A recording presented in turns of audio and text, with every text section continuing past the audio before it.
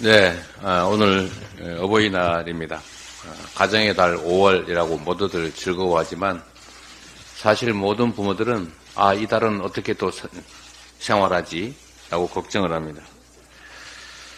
지난 2년간의 물가 상승률이 외환위기 이후에 최고치였다고 합니다. 1월에 실질임금이 작년 대비 무려 11.1% 하락했다고 합니다. 가만히 있는데 월급이 10분의 1 이상 줄어든 겁니다. 고금리로 이자 부담은 늘고 소득은 줄고 체감 물가는 연일 고공행진 중입니다. 어떻게 살란 말입니까? 악화된 중산층과 서민의 삶을 지킬 수 있는 국정 운영 기조 변화가 반드시 필요합니다. 의사도 처방이 효과가 없으면 치료법 그리고 약을 바꿉니다. 삼중고에 처한 민생을 회복시키기 위한 특단의 조치가 반드시 필요합니다. 우리 민주당이 제안한 민생회복지원금을 포함한 민생회복 조치에 대한 진지한 검토 반드시 필요합니다. 내일 대통령께서 기자회견을 한다고 하십니다.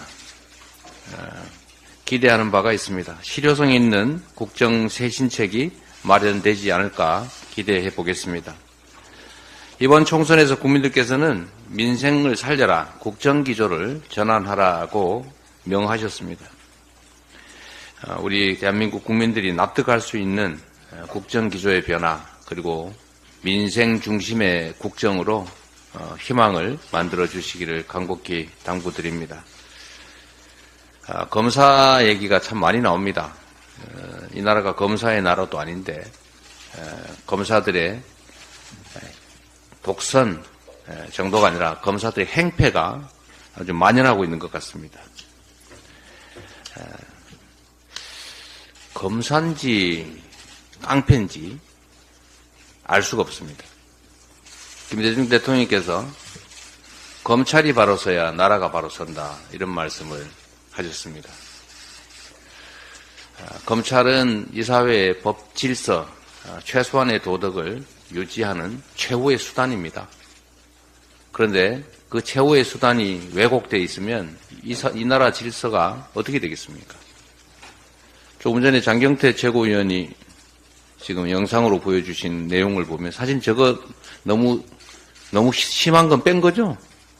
그 내용 중에. 우리 국민들께서 직접 보시기에 참 낯뜨거울 얘기들도 있어서 아마 뺀 것 같은데 그 피의자하고 뭐 특별한 이상한 남녀 관계였다는 거 아닙니까? 그러니까 불륜관계 내용이 있었는데 그건 뺐습니다. 너무 지저분해서. 아니 조사받는 피의자하고 살림 차렸다 그랬어요? 네, 뭐 살림 얘기도 있긴 합니다. 그게 사실인지 여부야 또 확인해 봐야 되겠지만 그런 얘기가 나오는 것 자체가 있을 수 없는 일 아닙니까? 그리고 조사받는 피의자를 시켜가지고 질문지와 답변 내용을 주고 외우게 했다는데 이건 모해위증교사죄라고 징역 10년짜리 중범죄 아닙니까? 이 검사들이 얼마나 간이 부었으면 그 법을 집행하는 당사자이면서도 어떻게 외우라고 하는 건 기억이 없는 진술 증언을 하라고 시킨 건데 저 증언하라고 시킨 거죠? 네, 알겠습니다. 증언. 그거 명백한 모해 위증 교사 아닙니까? 이거 감찰할 일이 아니라 당연히 탄핵해야 되고 그 넘어서서 형사처벌해야 될 중범죄입니다. 중범죄.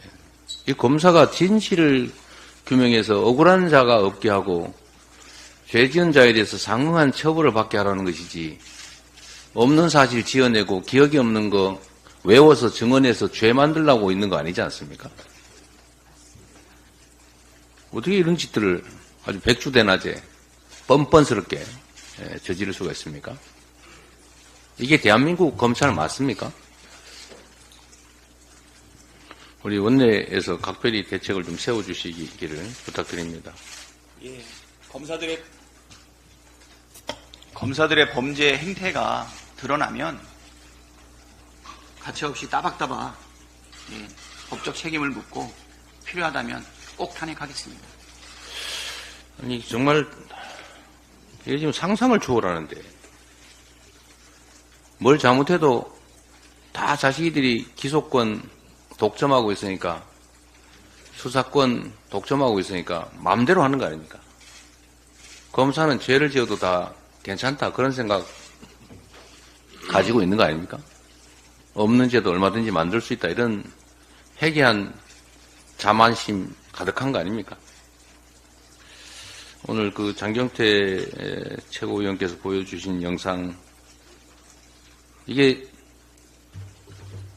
보도도 잘 안 되고 있어요. 검찰이 죄를 지으면 더 크게 보도해야 되지 않습니까?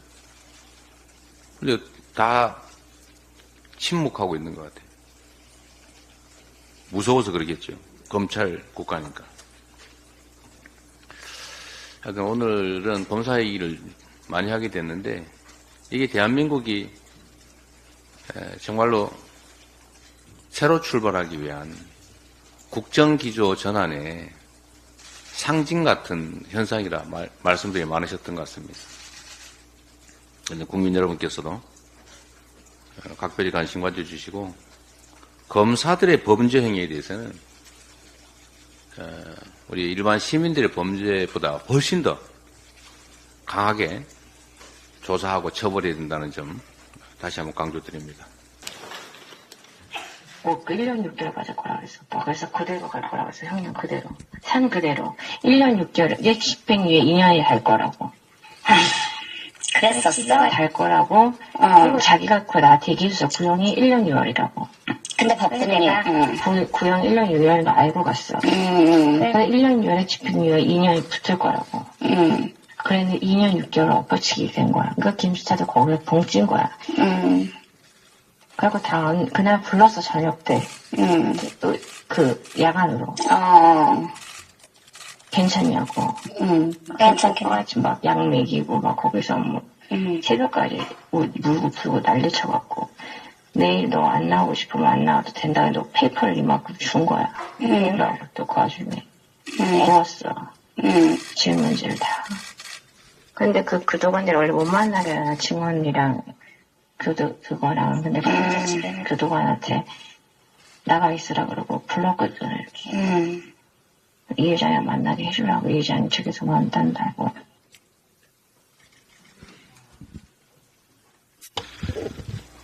이틀 전 공개된 뉴탐사가 입수한 장시호 녹취록의 일부입니다. 최순실 게이트 핵심 인물인 조카 장시호 씨가 지인에게 2017년 재판 당시 상황들을 설명하고 있는 내용입니다. 장시호 씨는 2017년 삼성과 관련된 뇌물과 횡령죄로 검찰이 1년 6월을 구형했으나 1심 선고공판에서 2년 6개월의 실형을 선고돼 법정 구속된 바 있습니다. 보여드린 장시호 녹취록에 따르면 당시 재판 진행 과정에서 검찰이 피고 장시호와 만남을 가지며 구형량을 알려주고 법정 구속된 날 밤에는 따로 만나서 위로하고 약을 주고 심지어 삼성 관련된 다른 공판에 증인으로 설 때를 대비해 적어준 내용을 외우라고 했으며 공범들을 교도관 없이 만나게 하는 등 검찰의 불법과 추악한 짓이 적나라하게 나타나고 있습니다. 이 외에도 김스타라 불리는 검사와의 불륜 관계, 회유 공작, 당시 특검팀인 윤석열, 한동훈과의 친분 등 검찰의 더럽고 추잡한 일들이 밝혀지고 있습니다.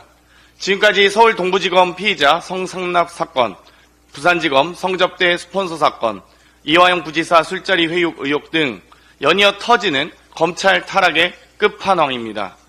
더구나 장시호 씨가 김스타 오빠라 부르는 검사는 윤석열 한동훈과 특검팀에서 한솥밥을 먹고 김건희 무죄 죄족이라 불리는 친윤 김영철 검사라고 합니다. 코바나 컨텐츠 대기업 협찬 의혹, 삼성전자의 아크로비스타 뇌물성 전세권 설정 의혹, 도이치 파이낸셜 주식 저가 매수 의혹, 모두 무혐의 처분했던 바로 그 검사입니다. 친윤 검사가 김건희 의혹 관련 수사를 땡처리 수법으로 면죄부를 줘왔습니다. 이원석 검찰총장은 지난 2일 우리 스스로 손이 깨끗해야 우리 일에 엄중한 무게를 감당할 수 있다고 했습니다. 이원석 검찰총장 본인 스스로 손부터 깨끗한지 즉시 감찰에 착수하시기 바랍니다. 현재 검찰이 적폐가 되어 역사의 심판대에 서게 될지 아니면 엄중한 무게를 견뎌낼 수 있는지 먼저 확인부터 해보시기 바랍니다. 이상입니다.